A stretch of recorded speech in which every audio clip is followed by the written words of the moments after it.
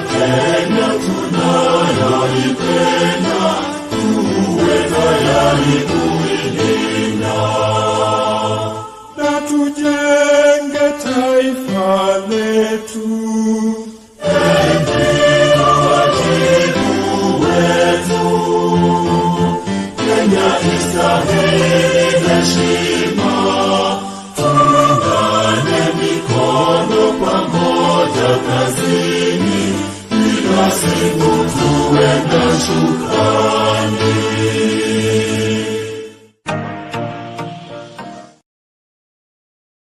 Right, ladies and gentlemen, a very good evening, good afternoon from where you are joining this show. Of course, this is a Freak 24-hour TV. This is our daily talk show. It's a show that comes on your screen every day and gives you an opportunity, of course, to interact with that which is happening in our politics. More so, we are connecting you with African stories. Today is another fine day, and today is a great day. Of course, some of the things that are happening or that are hit our news is that the court have today declared the Finance Act. Of course, it is not an act because it is not a bill, it was an act last year. The Finance Act 2023 have been declared null and void. I know maybe somebody would ask, what about the taxes that were paid? No, the court has said it was constitutional because it was an act of parliament. So it's normally constitutional until it is declared null and void. So from today, it is null and void. So the taxes that were collected before are not going to be refunded, or they're not going to be returned to you. But from today henceforth, those taxes are not going to be deducted. So the Court of Appeal declared Finance Act 2023 unconstitutional and says the process leading to the enactment was fundamentally flawed. So I think the happiest man today is one Okia Omtata. Is the one who, I remember last time, I told the president that he'll take the Finance Act in court, and he made his threat and he went to court. And today, a Court of Appeal that led by judges Katurima, Aminoti, Agnes Kaleche, Mugo, and John Mativo declared the Finance Act 2023 null and void, and said fundamentally flawed and therefore void and consequently unconstitutional. So there are two key things. Number one, with the Finance Act 2023 rendered unconstitutional, null and void. So people are asking, do we revert to tax? The people asking questions about getting their taxes back, but that one was made clear by the court that the taxes will not be given back. So what people need to ask is, with this thing that has been rendered null and void, now what happens? Do we go back to the Finance Amendment Act or Bill in 2022? Is it the one that is going to be used even in funding the budget of 2024? Because the Finance Bill 2024 was also rejected by the president. So it means if we were supposed to continue implementing the policies of the government, then we were supposed to use the Finance Act 2023, which has today been declared unconstitutional, null and void. So the judgment today, of course, is extremely consequential in determining how maybe moving forward we are going to conduct public things like public participation on bills going forward, because this is a bill that was flawed, and people claim that a lot of public participation was not done, and there was some violence by the time it was being passed. Remember the Azimio having some fight with the Kenya Kwanza, but finally the bill was passed, Finance Act 2023. But now, what are people going to do? We need to be careful as a country and as legislatures as they're passing these bills, and ensure that they do the public participation, because the situation we are currently with the bill being declared null and void. Remember, the one for 2024 has also been rejected or taken back for reconsideration, and we're also having budgets that have to be implemented.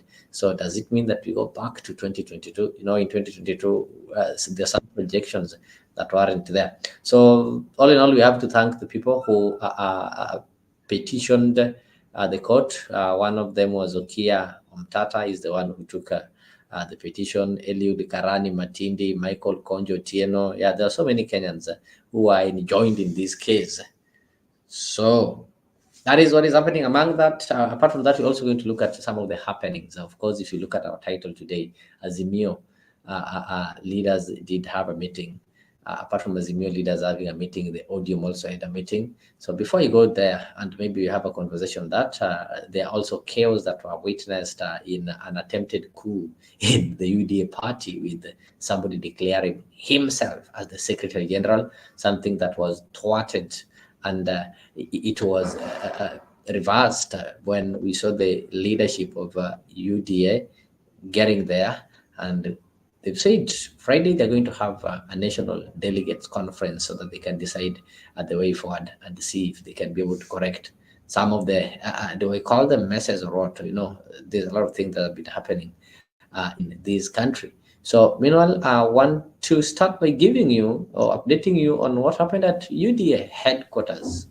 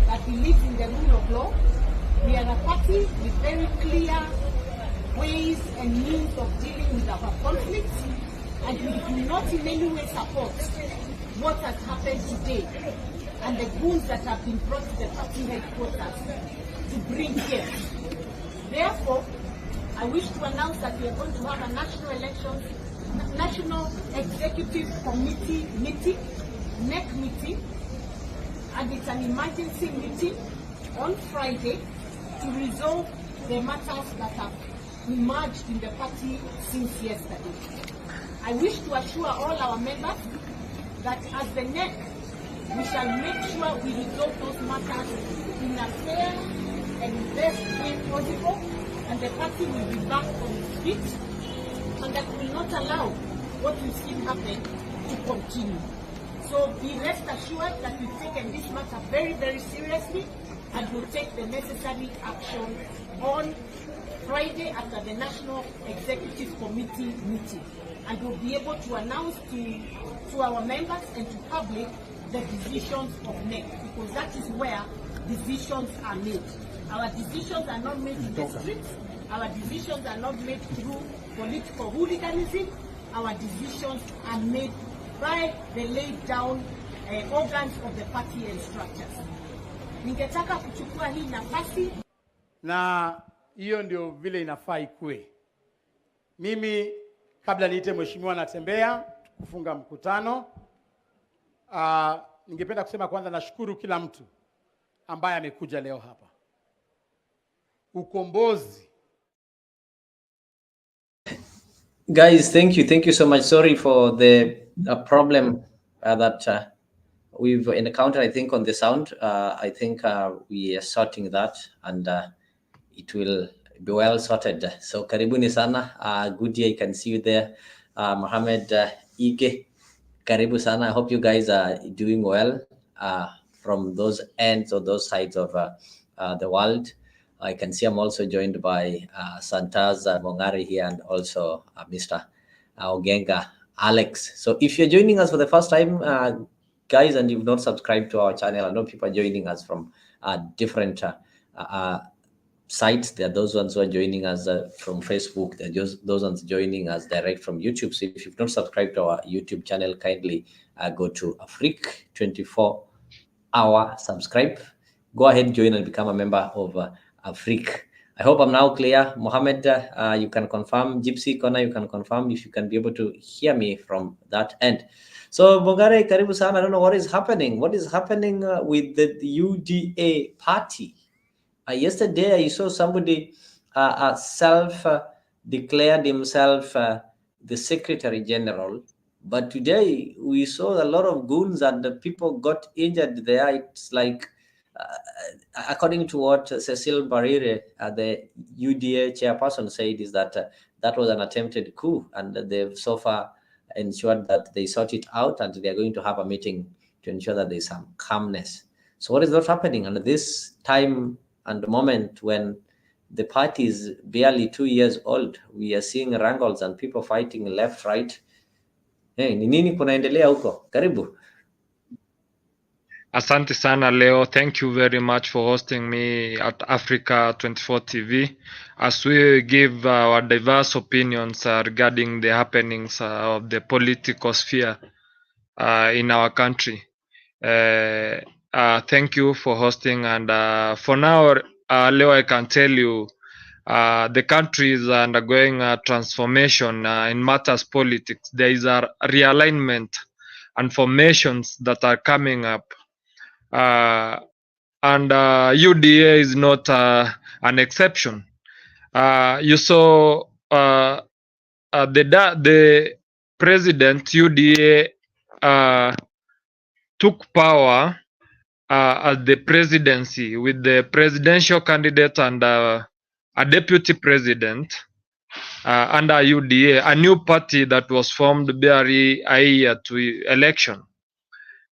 It was strong enough to take power, but 2 years down the line, the UDA party is in shambles because of inside wrangles, I can say.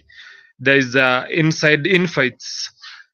You saw when the president was in Mombasa the other day, you saw UDA political members on the ground, local politics took center stage. Which shows you that the party is really going through different hard times. You saw there have been postponement of grassroots elections that had been planned before. Or those who happened, especially in Embakasi, you saw what happened.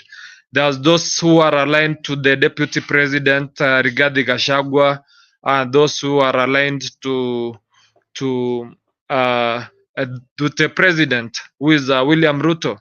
You saw there has been wrangles between Sakaja and the deputy president Rigathi Gachagua of who is who in UDA.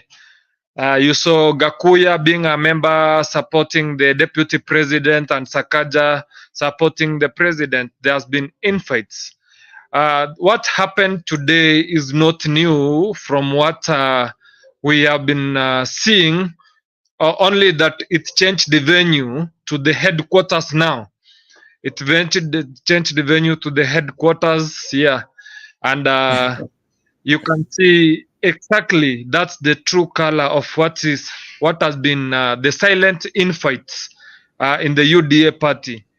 There is Cleophas Malala, who barely a week ago was hosted by Trans Nzoia Governor George Natembeya, which was seen as a political formation, and him being the Secretary General of the UDA party, the ruling party. What does it show you?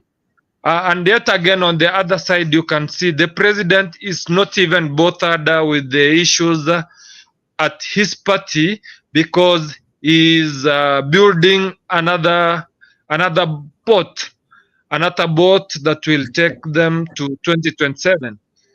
You see, these are sibling rivalry between the UDA members, and which will escalate more to political realignment in the coming days.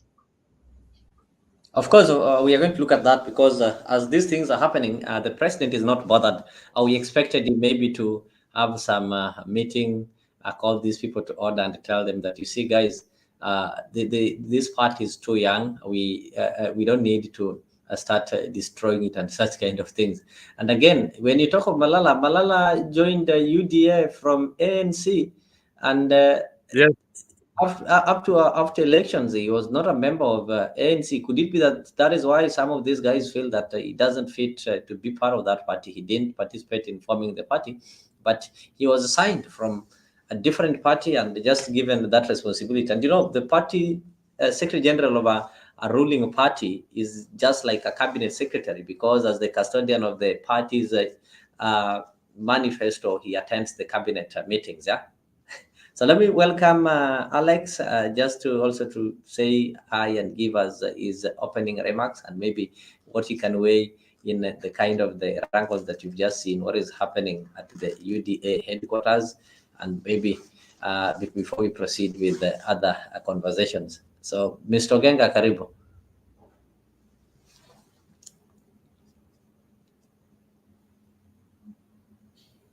Just unmute if you can be able to hear me. Can you hear me, Leo? Yeah, I can hear you.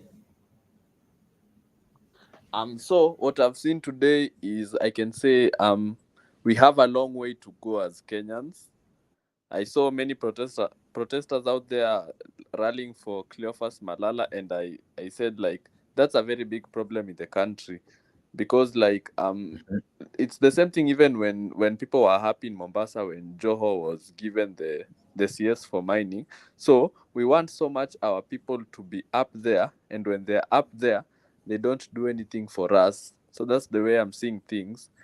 Yet we can push, let the best person get the job. If Malala didn't do his job, then they should revoke him and put someone else. So that's the way I'm seeing it. Are you not seeing it as if maybe these guys are trying to destroy a party, when we expect the party to be united so that they can be able to maybe fulfill and implement some of the promises that they had as a party? Because we are seeing two groups. There is a group that is allied to the deputy president, and there's a group that is allied to the president. Is this one not maybe threatening the existence of this party, whereby very soon we are going to have two different parties from the ruling party, and this is a party of the president, and people would maybe hope that he uses the same party for his re-election. Okay, so Leo, the way I'm seeing Yeah. things is, in this government is already a mess. You know, let's go back to 2022. These people wanted so much to be in power, but they didn't know what to do after being in power. They just wanted to so much to win, and when they won, yes, but afterwards they had nothing else. They don't have anything else. That's why even they drafted the finance bill, it was rejected. That's why there's chaos around the party, there's division, there's looting, because like they don't know what to do now that they are in power, but they wanted so much to be there.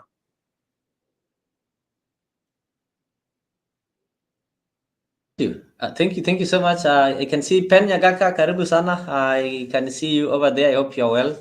Ige is also one of us. Mohammed, I know you're also doing well together with the Gypsy Corner.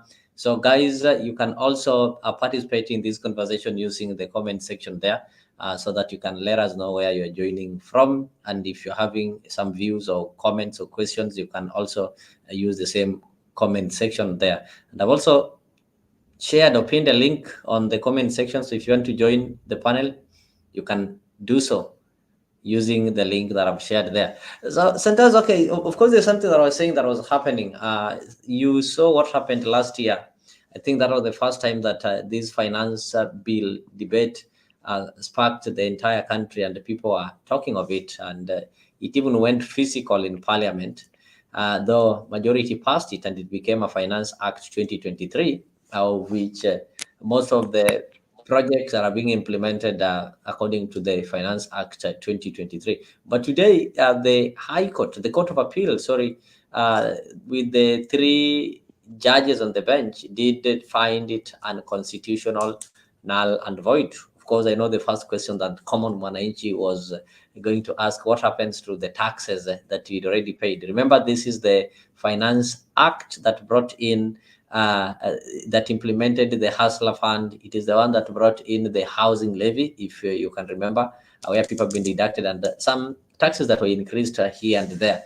Though the court was clear and said that this money are not going to be refunded, because by the time they were collecting the money, it wasn't illegal, simply because it was an act of parliament, and an act of parliament is constitutionally binding until or unless the court, a competent court, finds it null and void, like what happened today.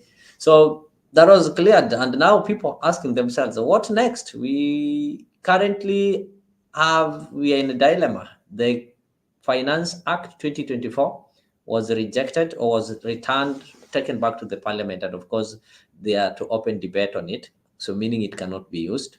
Finance Act 2023 that we ought to have used, because the 2024 one was rejected, has also been declared null and void. So we have got no option. We need to go to the Finance Bill Amendment Act of 2022 to ensure that we implement some of the projects that we have. But if you look at the one that we had in 2022, was prepared during the Uhuru Kenyatta's regime, and he had his own agenda, and we also had some challenges like the COVID. We were still recovering from things like COVID and the drought that was there. So what is the state of the nation currently? Because if maybe I just give our viewers in summary, the entire Finance Act 2023 has been deemed unconstitutional, null and void, entire.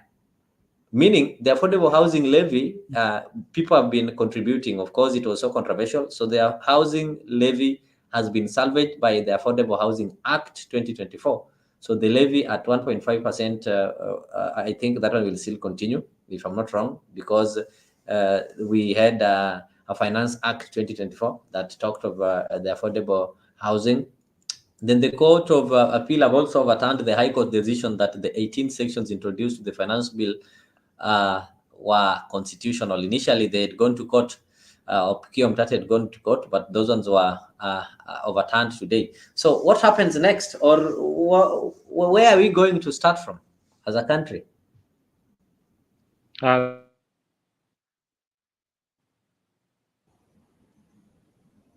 I can say that it's actually a setback And as a government, we are in a very big crisis.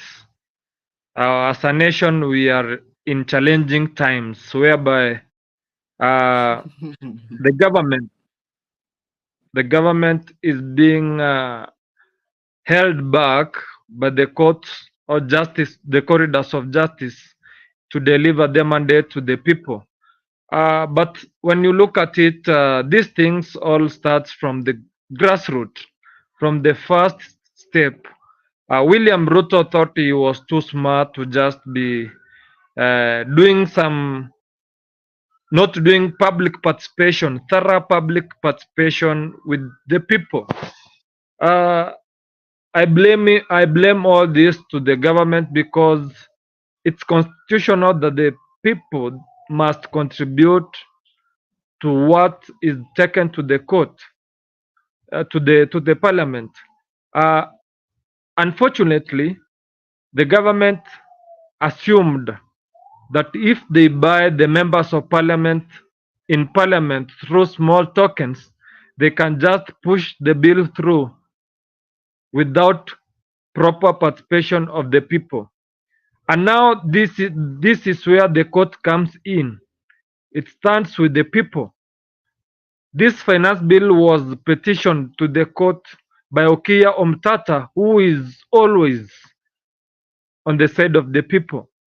And the court, having listened carefully and having tabled facts, got that there was no proper public participation, and all this was being done through the corridors of power, that is parliament, the legislature, which has the representative of the people, didn't table the issues of the people or include them in the finance bill. Now the court comes, looks at it from a different angle and cancels it. That should be the way. Na mimi nasema kongole to our courts, because for the first time in the recent past, the courts are showing us that they can stand with the people and justice must prevail. What we have now is a crisis, and the government, especially the head of state, who is the president, must humble it and humble pie, sit down with what he has now done. He has brought on the experience of the opposition. He has united the country, and he has stabilized the country. Maybe going forward, he needs to really fact check on where the rain started beating us, or where the rain started beating him. He do truthful analysis of what is supposed to be done. Do proper or carry out proper public participation from the people and keenly listen to the people through different offices mandated to report to him about the issues of the people. So the president needs to really sit down and reflect on where he is as a president, and also be humane enough to listen carefully and do exactly. Because if this is going to keep on repeating itself, we are wasting a lot of money, we are wasting a lot of resources, a lot of time in recycling. Look at Leo, today it's 2 years. Tomorrow is maybe next week is 9th August, the day we voted in the president. It will be exactly 2 years in office, yet even the cabinet secretary is not stable, the government is not stable. And you see, whatever is happening right now, the president touring different parts of the country in the name of development tours, which is a lie. It's actually a campaign tour.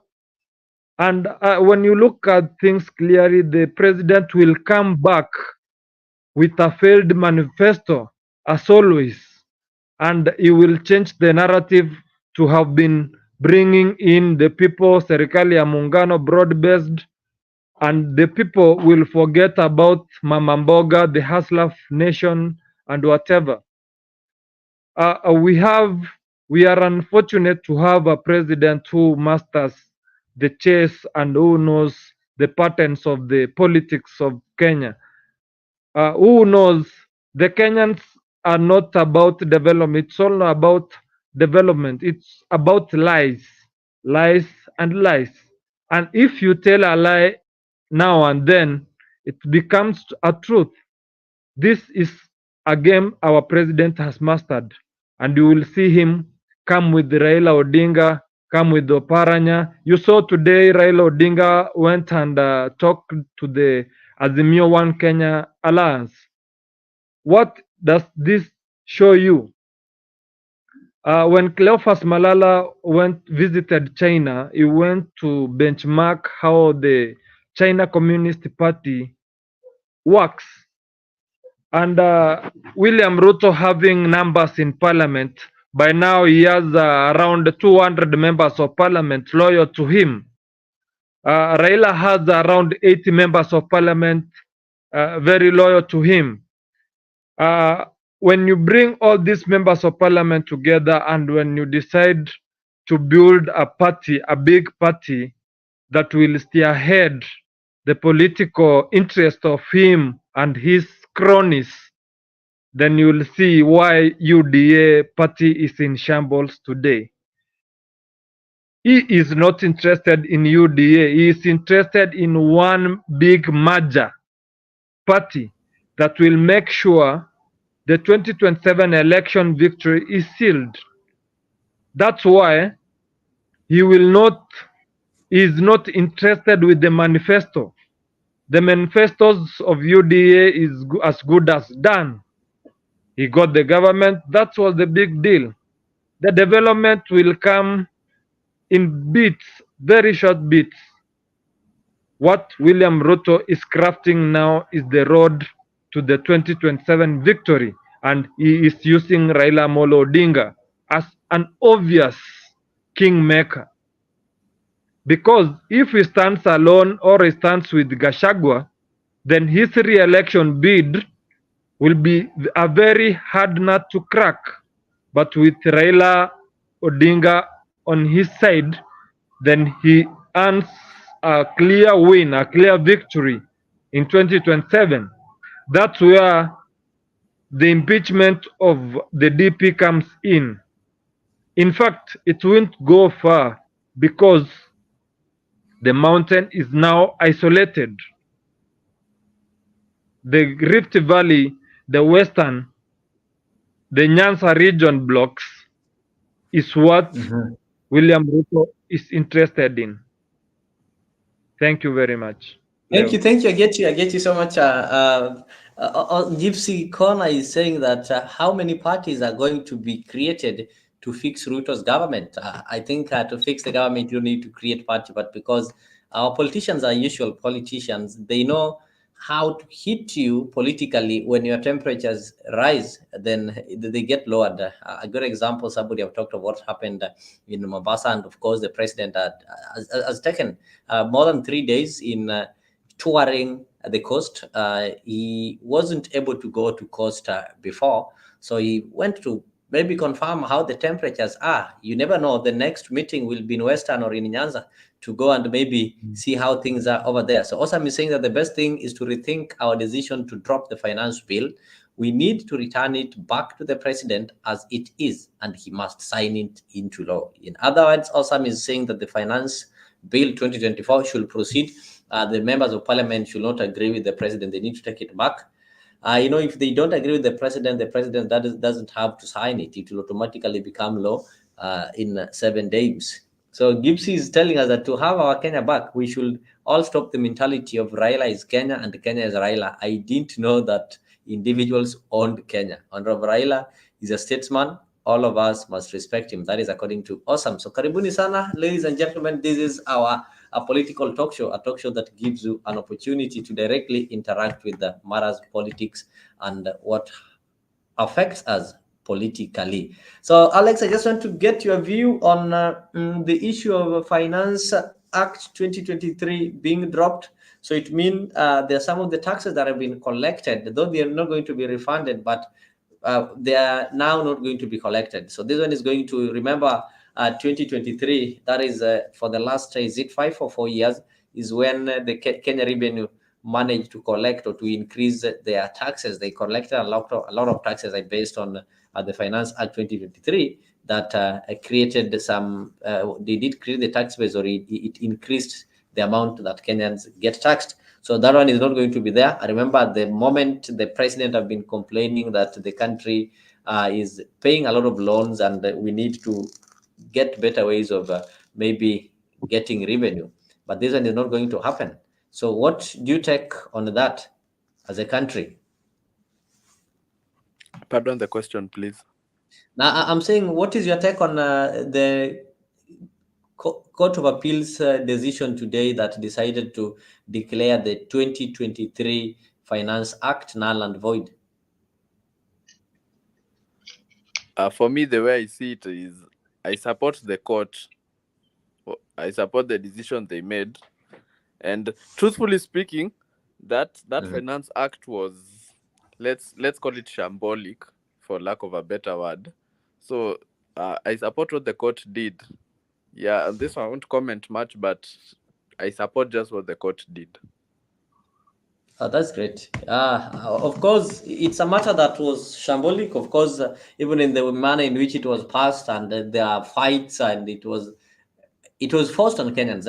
So maybe, guys, somebody was asking me, okay, one of the things that, news that people are waiting for after members of ODM, that is the national party chairman, the deputy party leaders, and the minority leader were nominated for the appointment of the positions in the cabinet as cabinet secretaries. So today, I think the ODM had their national delegates meeting, and they had their meeting, I think the governance meeting, and they decided to replace not the leadership of ODM, but they decided to replace the ones who are in parliament, because they held some leadership positions in the committees. And maybe let me just get you that news before we weigh on it. There's some people who expected to get some positions. We've not seen them. We had people like Babo Wino. We had people like Millie, who already declared herself that she was the minority leader and such kind of things. Let us see how it went. You ready? Are you ready, guys? Yeah, thank you very much. As always, we appreciate you coming to cover our press briefings. We have had a meeting of the Central Committee of ODM, and we have a statement that we're going to make on the resolutions that have been passed. So the Central Committee of the Orange Democratic Movement, meeting under the chairmanship of party leader, His Excellency Honorable Raila Amolo Odinga, has today resolved as follows. Number one, that the party has officially released its officials who were recently tapped by President William Ruto for national duty as cabinet secretaries. I confirm that I have received the resignations of the Honorable John Mbadi as the national chairperson of ODM, the Honorable Opiyo Wandayi as the Secretary for Political Affairs, His Excellency Wycliffe Ambetsa Oparanya, and Honorable Hassan Ali Joho as Deputy Party Leaders of the party, and lastly, Beatrice Askul Moe, who has resigned today as a member of the party's elections committee. Secondly, we reiterate that there is no agreement of any nature between ODM and Kenya Kwanza. ODM therefore remains a member of the Azimio la Umoja One Kenya coalition and will continue to play its role as a member of the opposition alongside other parties to push for accountability, transparency and equity in governance and public affairs. Thirdly, that in the wake of the vacancies occasioned by the nominations of these members to cabinet, the party shall be embarking on wide consultation among its membership in order to fill those vacancies.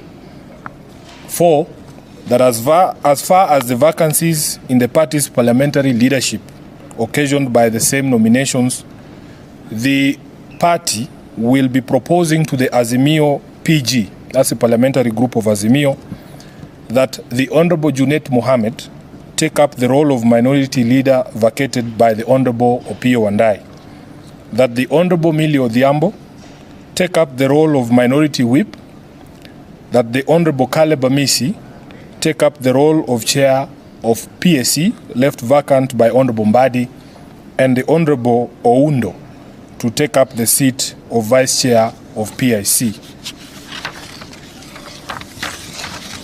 5, that ODM remains committed to the idea of a national conversation to discuss the emerging issues that precipitated the ongoing crisis in the country. Lastly, the ODM fully supports the issues raised by Kenyans, and particularly the Gen Z, and notes that they are neither new nor difficult to understand. The issues including, but not limited to, equity, unemployment, runaway corruption, were raised by Azimio last year. They also came up following the election violence of 2007-2008 and found their way into the peace accord as agenda item number 4, but were forgotten as soon as normalcy returned. They have to be dealt with conclusively once and for all in a structure. For your questions, I can see Coffee Farmers is also asking a question there, that what about the issue of Oparanya's case? I think Montaz, as you're going to give your take on this, you will also be able to address it. But as it stands, the EACC is a body that is mandated to be investigating corruption. And once they are investigating you, they need to take you to court and prove that you are responsible for what happened, or maybe the loss of money and such kind of things.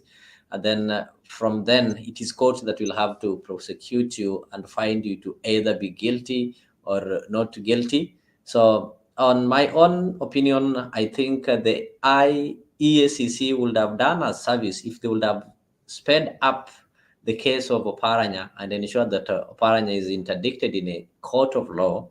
Then with that, they can stop him from being vetted. But as it stands, they are like toothless dogs. Of course, they'll be barking, but that one won't be counted, because remember, in Kenya, we have something whereby you are presumed innocent until proven guilty. So as it stands, Oparanya has not been proven guilty. So EACC should do as some service. They speed up the case and ensure that the court declares him guilty.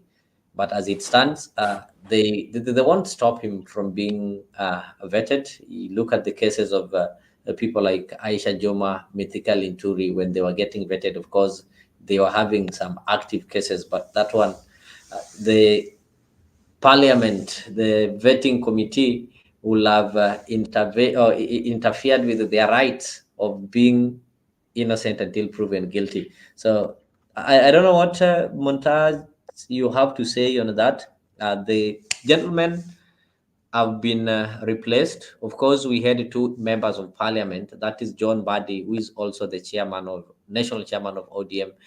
We also had one Opio Wandai, who is the minority leader of Azimio. And in ODM is the secretary, I think, of the political affairs. So they had to resign, meaning ODM right now don't have a chairman, national chairman, and they only have a vice chairman. Simba Wright, I think, is the one who is now acting as the chairman. But in parliament, they will not leave it in a vacuum, because the proceedings have to continue. So they had to replace the minority leader, which I think from today is Junet. And because Junet used to be a whip, so his position is taken by Meli Odhiambo, who is now going to be the minority whip. And the committee is the public account committee that was held by John Badi, has been taken by Caleb Hamisi, and being deputized, I think, by one Oundo. Is he who owned? I don't know, Wycliffe Oundo or somebody like that. He comes from Western Kenya. So those are some of the changes that they made. And I know moving forward, they're also going to make the changes in the deputy party leaders, because this gentleman resigned. And by the way, for the Oparanya, he only resigned as a deputy party leader. He was not in parliament and such kind of thing. So Montaz, I don't know, what is your take on that? And before that, let me just go through some of the comments here. Mohammed Iggy saying that, like it or not, Raila is an enigma. Those fighting him all along were imperialists, and they have been using the Kikuyu Kalenjin axis as the root soldiers. All court rulings against Raila, past and present, has always been fixed by imperialists. Even if you, all right, Montaz, you can proceed. Yes, when I talk about ODM, ODM is being chaired by one of the strongest and one of the leaders who are vibrant enough to have made it to where it is up today. If Raila was a lame duck person, ODM could not be where it is now. And Raila knows exactly what he is doing, and in ODM, loyalty is key. Loyalty is ODM, and ODM is loyalty. Those who succeed in ODM are those who are loyal to Baba. And Baba rewards loyalty more than anything else. That's why you can see members of parliament like Bobu Owino who are vibrant enough to make the party grow, but is being sidelined because he seems not to be that too loyal. And he seems to be like he's somebody who can be bought anytime. He is somebody who can make a deal. So Baba doesn't reward people like that. That's why you saw Ruto in ODM, but he never grew through ODM because ODM doesn't like thriving leaders. You can't thrive your leaders there. So Baba putting all that his line up in the assembly. Those are people who he has trusted, and he knows their capabilities. I think it's a good move for Baba because he still needs accountability, and he needs control of the ODM. ODM trying not to say that they are in agreement with the government is political. That's a political mind game. It's a political mind game in the case that if ODM can say that there is that political parties money that is dispersed to political parties, if in any case it says that it is an official agreement with the government, ODM will cease to be an opposition party, and they will be losing that money which is being dispersed to parties. And you know, ODM is the second largest party after UDA. So they are trying to play a good cop, bad cop game, whereby in one side they are telling us this, and on the other side they are telling us this, trying to play political mind games to Kenyans. And maybe let me just ask you, why should ODM struggle to explain how and why John Badi and Opio and I have joined the cabinet?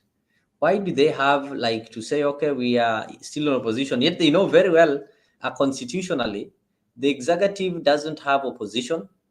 The executive doesn't have minority. It is only in the national, in the assembly, that is in the legislature, both the Senate and the National Assembly, that we have the minority and majority. But when you go to executive, there's no majority, there's no minority. And any Kenyan who've been appointed to executive will be implementing the government policies.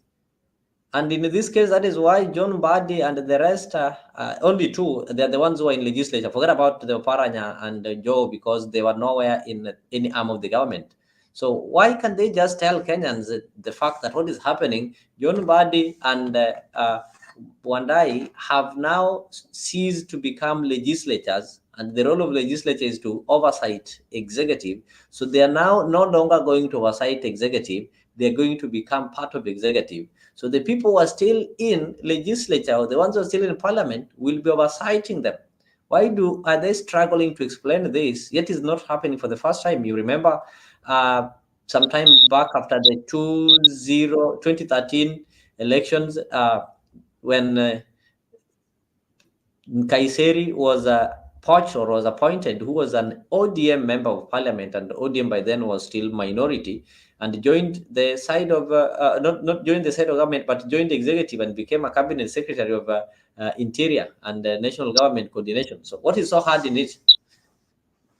Or could it be that Kenyans have reached a point whereby they don't understand how the government is run, or how the arms of the government are Not operating? really, Leo. Those are political chess games. As much as you want to put everything official, at times official takes processes, and it's good. Most of the governments brought in by the Raila regime, the negotiation done by Raila, by his opposition team with the government, are never official. They are backdoor games. You can say the merger between him and Moi, the merger between him and Kibaki, the merger between him and Uhuru, they are all have been backdoor deals. Backdoor deals in the sense that they are not officially in the constitutional. They are not constitutional in any way, or they are not in any maybe in any official written memoranda. So most of the time, uh, being official needs a processes, and being a in the Kenyan politics, we don't have principles, we don't have morals. In Kenya is where everybody is chasing his personal dream, his personal interest. In fact, today, if you can tell Kalonzo Musyoka you can reward him in a good manner, he will tomorrow stand and start praising the same government he has been criticizing. The criticism in the Kenyan politics is all about ways or channels of trying to be bought or to negotiate with governments. The same thing that's happening with the current affairs in Kenya, especially in the western region, where Natembeya is grouping his team to align himself in a way that he can negotiate. If we can't win, he can negotiate. He can negotiate with the regime. So, Leo, asking why ODM is trying hard not to explain, it's political, and if they start, you can question them. Those questions are what Kenyans are asking, and to avoid such questions, they pretend to be clean. That's why you can see Raila Amolo Odinga saying that his ODM is not in an official agreement with the government, and that's why you can't you can't hear the government saying they are in an official agreement with the opposition, because the president is the same person who has been calling Raila Amolo names in the last political years. But now he's trying to tell us that the person he has been abusing is now cleaner or more whiter. Yet they even didn't show us where they reconciled, how they did the reconciliation, who was involved in the reconciliation. This shows you that politics of the Kenyan is all about interest. And both Raila and Ruto know that Kenyans will never question. As I speak today, the joining of Raila into government has swayed and moved with a lot of masses. Many people have joined government, which they have been criticizing. So I can tell you, Leo, it's all about interest, and ODM knows how to play this card very well.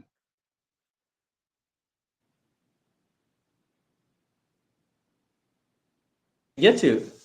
Let me get the view of Alex on the issue. ODM. Of course, I'll come back to you later, so that maybe we try to look at some of the replacements and the feeling outside there, because there is an pro that, okay, somebody saying that, Babu has been betrayed. I don't know who has been betrayed, who was supposed to get what, who was supposed to get what. Of course, we're going to look into that. Let us get the view of Alex on this. Of course, Alex, you did see the ODM had their meeting and they've replaced the members who they said they've released to go and assist the president. So what is your take on that?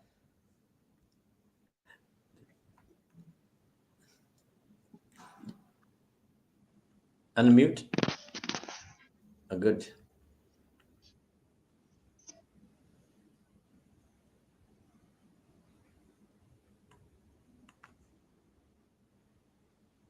Unmute.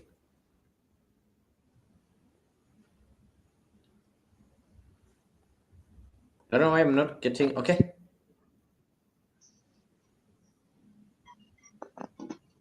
Okay, as is trying, I wanted to understand, in that replacement, do you feel it is the right one, or did you feel that, as a party, I think they're also having their interest that they have to serve. They can't just dish out positions. There are people I've seen saying that, you see, Babu Owino ought to have been given, remember when Badi was given the public account committee, Babu Owino wanted that position, and I don't know how he was convinced, and they gave it to John Badi. Now John Badi left it, and they've given a similar youth. Babu Owino and Caleb Amisi are just age mates.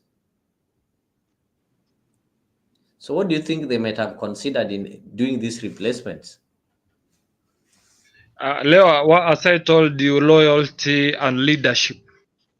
Babu is not loyal and is a goon.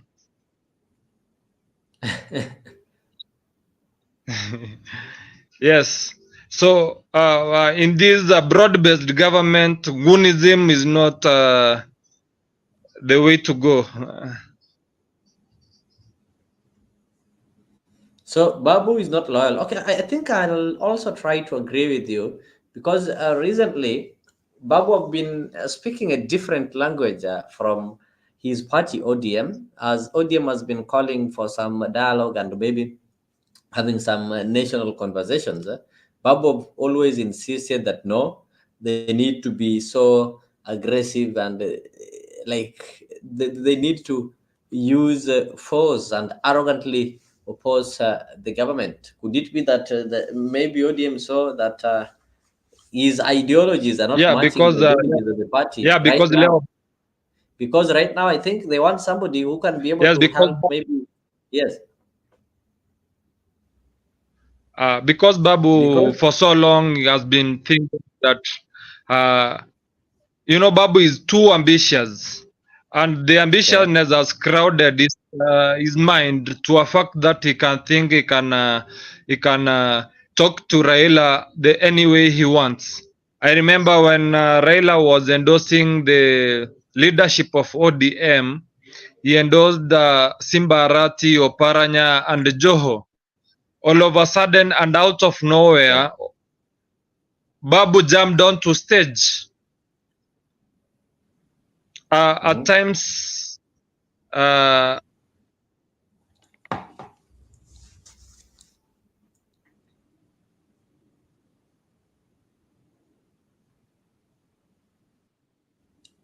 Right.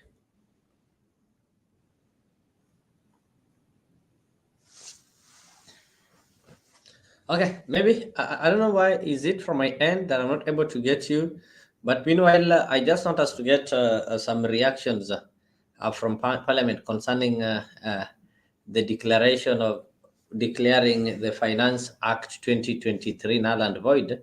The majority leader did react this way. Parliament is the law-making body in the country. If the judiciary desires to be the lawmakers, they have the option of resigning from the judicial seats and come and run for parliamentary seats and come make laws in this house. But we cannot have a situation where the judiciary now wants to make laws from the bench. This era, Honorable Speaker, of judicial activism and judicial dictatorship must and needs to come to an end, Honorable Speaker. Because the judiciary is telling us that the legislative arm of government cannot legislate now. The executive arm of government will never execute anything without being superimposed on what to do by the judiciary. Therefore, when I read that judgment this afternoon, Honorable Speaker, I was left wondering and asking myself, does it mean then that all acts of parliament passed by this House post 2010 then are also a nullity in law and unconstitutional? Because there is not a single act of parliament enacted by this House and even by the other House that has not had amendments in third reading. And those amendments have never gone back to the people for public participation. That is a fallacy, Honorable Speaker, of that judgment today by the Court of Appeal, with all due respect to the learned judges.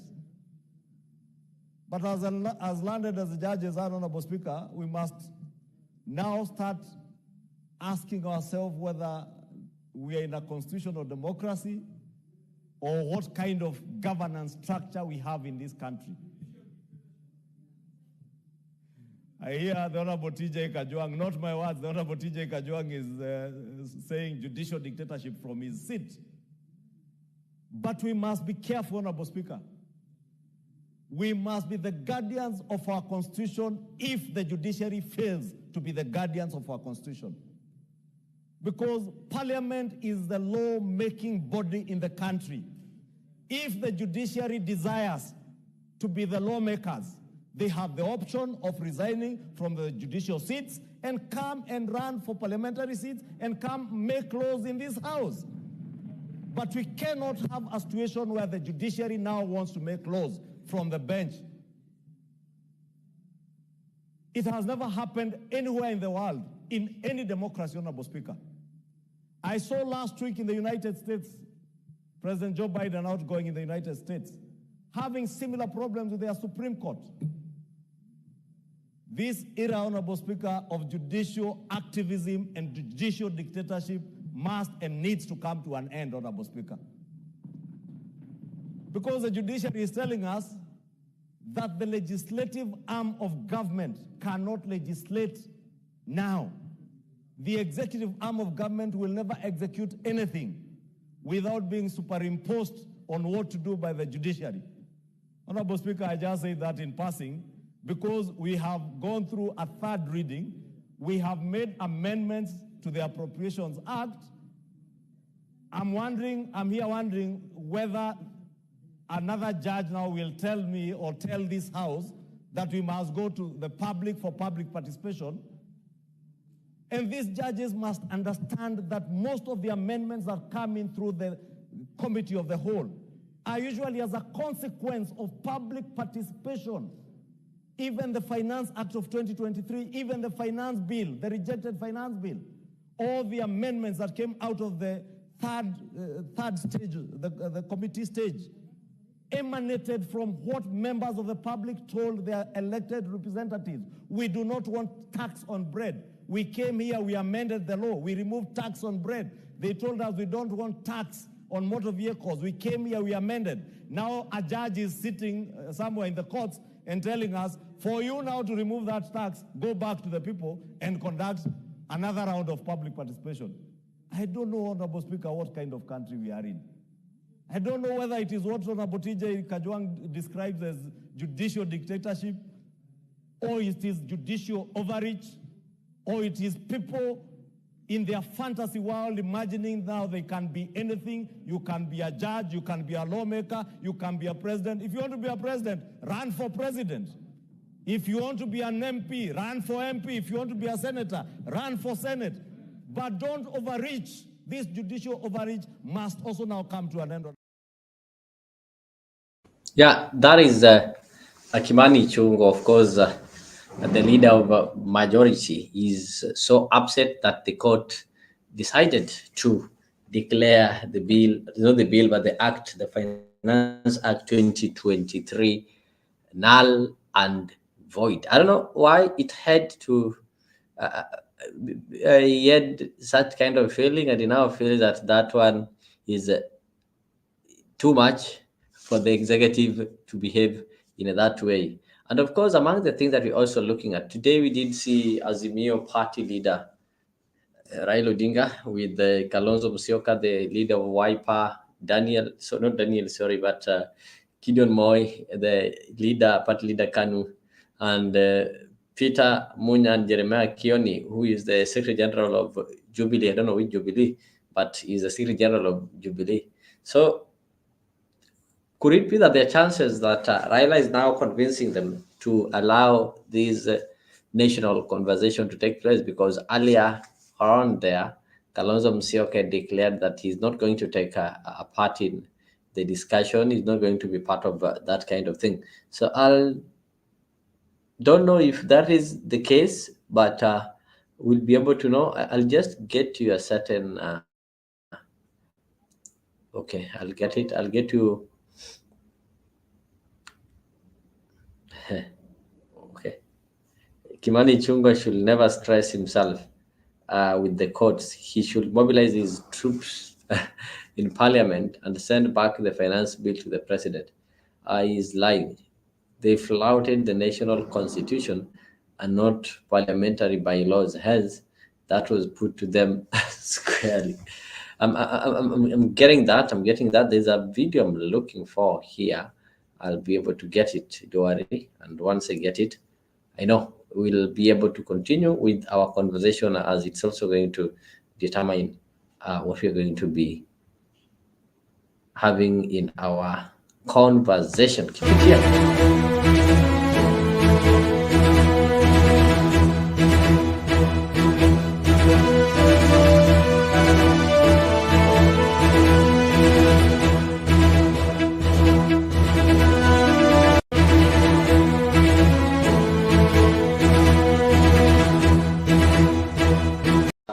We're talking about cabinet and all that, and it seems it is dividing the orange party, ODM. People saying supporting it, others are not. What will be your position? The position of the ODM party, to which I belong. In fact, I don't just belong to ODM, I am a ranking member of ODM. For records, I am the Secretary for Political Affairs in ODM. And therefore I sit in the Central Committee of the party. You're also aware that I'm also the leader of the minority party in the National Assembly, courtesy of ODM, where I lead the Azimio troops. I am very clear in my mind what the ODM party resolved insofar as the question of national dialogue and proposition to constitute a broad-based government is concerned. Both the ODM Central Committee and the National Executive Committee pronounced themselves very clearly that they are in support of national conversation. Okay? And they are in support of constructive engagement with the Kenya Kwanza government as a way of addressing national issues, national challenges. The same position was adopted by the ODM parliamentary group. Okay? It is only fair, yes, for us to be guided by the positions taken or adopted by organs of the party. As a disciplined and loyal member of ODM, I have got no option but to abide by the decisions adopted by the party. And therefore, there's no contradiction whatsoever when it comes to the idea of engaging in a national conversation, and also when it comes to the matter of constructive engagement with the Kenya Kwanza government as a way of addressing national challenges. Remember, we have said time and again that the Kenya Kwanza government has been carrying out appointments in a skewed manner. And these appointments include appointments to the cabinet. That there are communities or sections of this country that are not adequately represented in the cabinet. Okay? So we must therefore, as a matter of principle, support any attempt to redress that anomaly. Because all Kenyans pay taxes, and all Kenyans deserve equal representation at every level of government.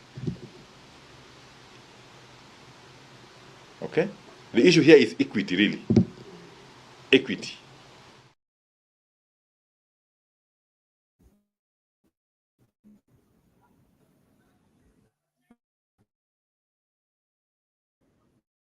You are being disorderly. Then go out without.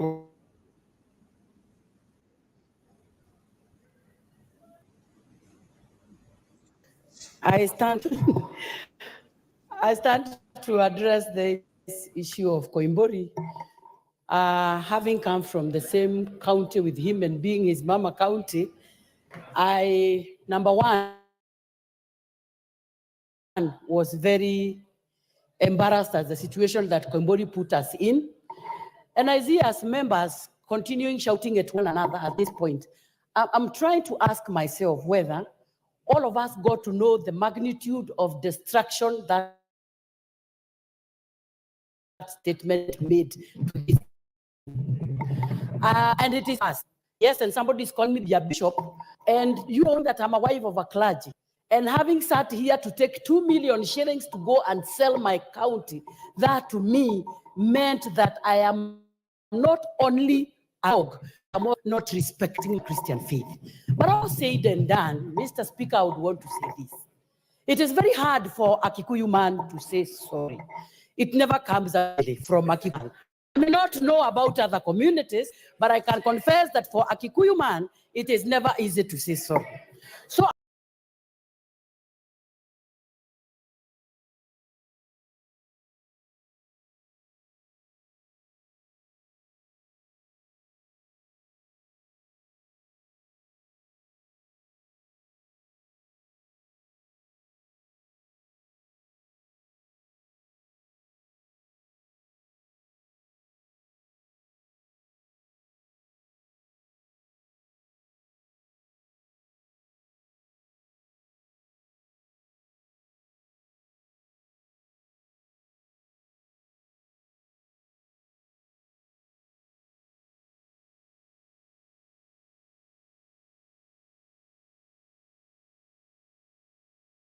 understand the magnitude and the weight of that statement and what it meant to this country and where it would have taken us. So, Mr. Speaker, I would only want to make one request, that maybe Koimburi, people may not buy our story because they already believe we were given the 2 million.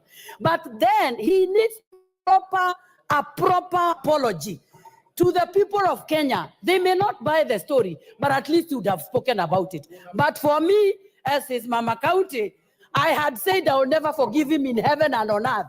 But today on this floor of the house, I am choosing to forgive him, but on condition that he again puts again on his social media that whatever he said was a lie. And yes, and go to the same church which is also in Kiambu County, where I represent, and stand there, na yeye ni member wa hiyo church, and be prayed for. Na hiyo kanisa yao believes in mafuta, aende amwagiliwe mpaka mafuta ya confession so that we forgive him. Yes, Osoro. Thank you very much, Honorable Speaker. Honorable Speaker, immediately we had an issue here on 25th. That Sunday, Honorable Speaker, I tried to attend some church, a men's conference in Ruiru constituency, Honorable Speaker. And immediately I entered that church that I do not worship in. People started singing as I walked, towards my sitting position, 2 million, 2 million, 2 million. I am not an MP elected to represent the people of Ruiru constituency. And I was left wondering, Honorable Speaker, if this is what I am facing, a person elected in, a constituency that is about 500 kilometers from the place I attended church, Honorable Speaker, I couldn't help but sympathize with the situation of the member of parliament for Ruiru, Honorable Speaker. This is what these members are talking about. The members seated on the opposite side of this House, Honorable Speaker, may not be aware of what these members seated this side went through, Honorable Speaker. It is extremely difficult to simply just say, by a mere expression or attendance of this honorable member in the floor of the House and just saying, please forgive me. To them, it sounds so easy that just forgive. But what, Honorable Speaker, we are asking is that the member of parliament goes an extra mile. And to some of us, Honorable Speaker, that really campaigned for him. There's some of us who went out there when he went there when he was vying in the first term. And when he did not even know us by name, Honorable Speaker, during the by-elections, and people contributed. Then even after that, Honorable Speaker, after he won in his second term, he came to my office when he had a petition. And we actually won in his petition. He was awarded the costs. He did not even forgive the petitioner that was running against him. He's actually telling me that you must attach his property. He's here telling us that we forgive him when we've lost 1 million property, Honorable Speaker, across the country. The honorable member from Nyeri, the honorable from one of the Kieni, the honorable Chieni, Honorable Speaker, lost 3 supermarkets. 3 supermarkets. I mean, worth 5 billion shillings, Honorable Speaker. And anytime he was actually walking around, 5 million, I'm sorry, 500 million. 5 million plus the house, Honorable Speaker. And people were singing to his house saying, you have 2 million. In the minds of the people in the villages, Honorable Speaker, they think 2 million is a huge amount that can build supermarkets, that can stock the entire supermarket.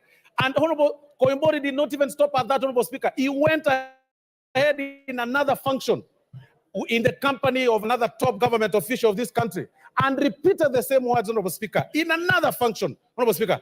So we do not know what apology was he seeking for.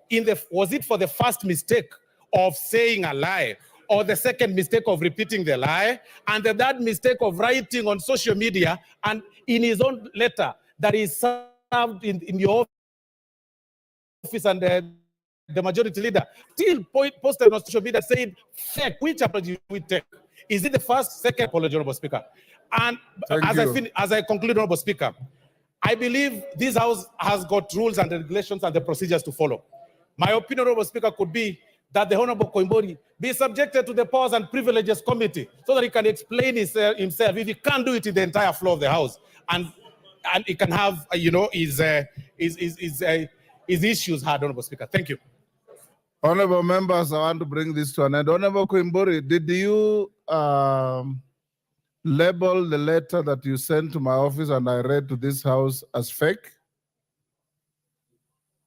Before I give direction. Order. Thank you, Honorable Speaker. The letter that Majority Leader is talking about, the account that was posted that letter, it's not my account. That was a fake account. In my Facebook, you can check. There is 2 accounts, Honorable George Koimburi account and Honorable George Koimburi Juja 1. The Juja 1 is a fake account. My account is George Koimburi. You can check even in your phone. You can open it. The letter was posted in a fake account. I stand to say, I stand, Honorable Speaker, I stand to ask my honorable members of this House to forgive me. Forgive me. I will never repeat it again, honorable members. Just forgive me, because I had hearsay. Prevent me, Honorable Speaker, honorable please. Members.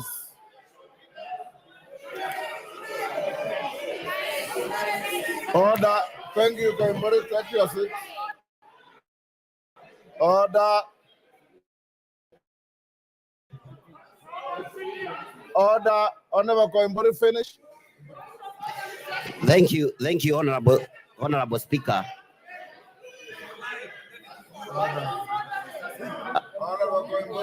As I said before, Honorable Speaker, there was a hearsay that honorable members who voted yes in a second reading were bribed with the 2 million. Honorable Speaker, I'm here to apologize to our honorable members. Thank you. Order, honorable members.